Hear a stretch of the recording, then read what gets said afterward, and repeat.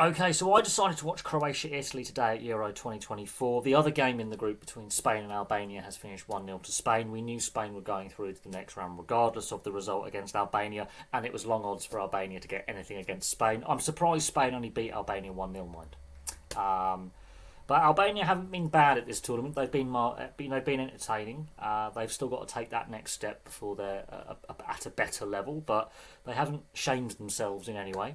But to this game, all Italy required was a draw to get to the next round. Croatia definitely had to win to secure qualification.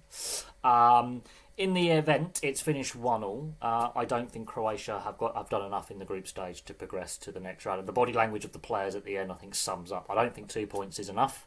I really, really don't. I think there's a lot of teams that already have 3 points. There's one group where all four nations have won a game, so I just don't think 2 points is going to be enough for a best third place team. So I think Croatia are most likely going home. Italy, they're lucky to still be in the tournament. It went down to literally the last kick of the game. First half, Croatia had more of the possession. Italy had more of the chances. Donnarumma had to make a very early save, but Livakovic was busier. But I think both goalkeepers actually played quite well in this match, all things considered. A bit of a cagey affair. I think with Italy having three centre backs and five in midfield to try and stifle Croatia, that tactic works if Italy took the lead and then changed that formation. I think Italy got their tactics slightly wrong, and it had massive impacts in the second half when they basically changed to a 4-4-2. Darmian as a right footer on the left doesn't work. That's got to be something fixed for the next game. I think Spalletti got some of his tactics wrong this evening. On the Croatian side of things, as I say, 0-0 at half time. A lot of the ball, not doing enough with it. It's the second half where all the chaos begins. So there's a handball. It is a VAR penalty check on 51 minutes. It did take some time to basically confirm what it was. Quite obvious. It was a handball. We can debate the handball rule and whether it's accidental, deliberate. Is there intent to move hand towards ball? Is the player very close? Is the Italian defender too close to the play to really deliberately react to put his hand up? Does he have time to move his? All those permutations. Modric takes the penalty on about, I think eventually it was 53 minutes. Donnarumma saves the penalty very, very well, low to his left. He's a very good saver of penalties. Italy clear the ball but not very far. Then there's another chance. Donnarumma makes the save, and then Modric bangs in the rebound, and that's on 54 minutes. And Italy's game plan of 3 at the back, 5 in midfield has to change. They now have to chase the game. So basically, the beginning of the second half, Croatia finally started to put those passes into finishing chances. They earned themselves the penalty. They're playing a little bit quicker in possession, and Modric gets his goal on 54 minutes after having his penalty saved 2 minutes before. Then Italy basically besiege the Croatian goal. There's a good 15-16 minute spell where Croatia cannot get out. Italy have changed formation. They've gone with 2 up front. Calafiore is starting to really venture further forward. He's reminding me of a very young Maldini, is Calafiore. I think he's going to develop into a really world-class attacking defender, quite honestly. He could play a sweeper role or a defensive midfielder. I think he's going to be more versatile going forward and have be more flexible as a player and a multi-positional player. But Calafiore looks quite a decent defensive player with attacking intent, if that's a good way to describe it. A good roving player. He's starting to have a more forward role. Chiesa comes on. He starts going from the right to the left. The weakness, I think, with this period of Italian play is Darmian on the left as a right footer. His left foot, he just cannot get enough power and whip and confidence on his left foot.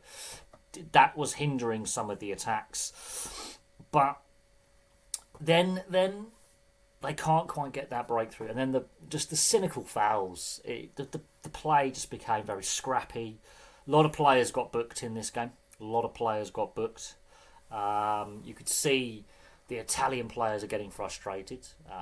You could put some of the blame on Spalletti getting his tactics wrong to start the game. They should finish with those tactics and started with different tactics.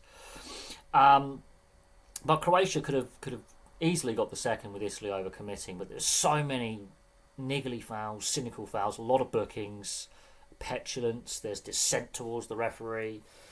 Really scrappy, descended into a very, very scrappy game. And then Calafiore, his ball for Zaccagni to score a brilliant, brilliant goal. And Zaccagni didn't have a great relationship with the previous head coach Mancini.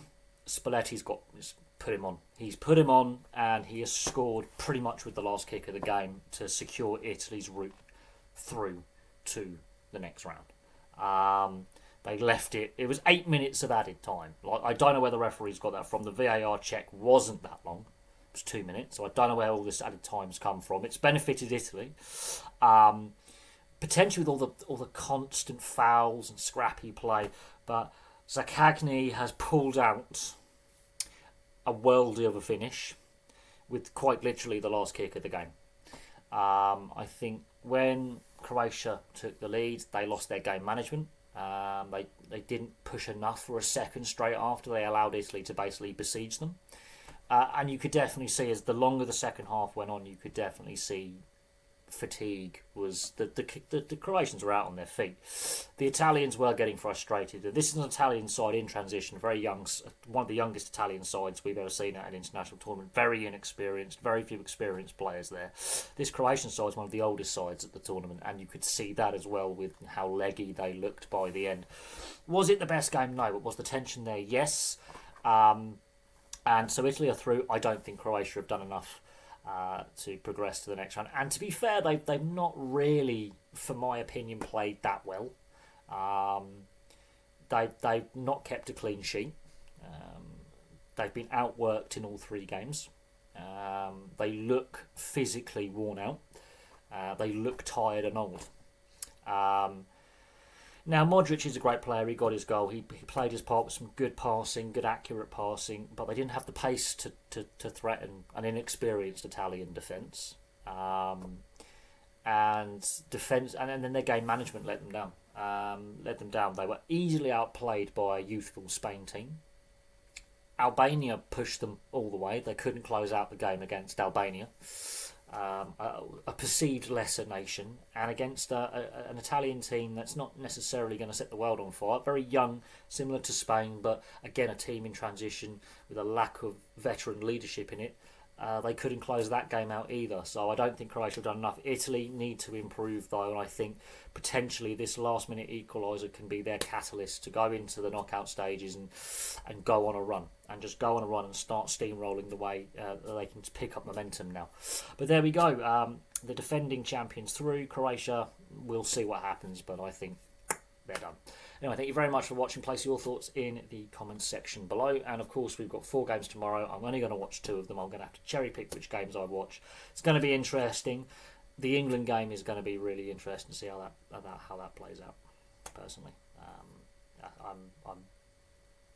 it's going to be interesting to see if England Slovenia how that plays out. But from me for now, thank you very much for watching, and I'll have some more content for you guys very, very soon.